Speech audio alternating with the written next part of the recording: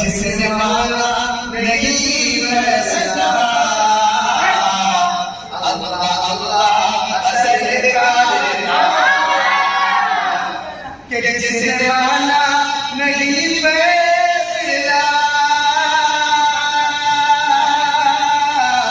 अल्लाह अल्लाह असर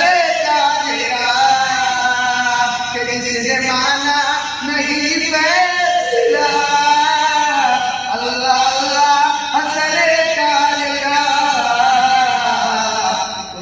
गर्दन उड़ा दी गई, उसकी गर्दन उड़ा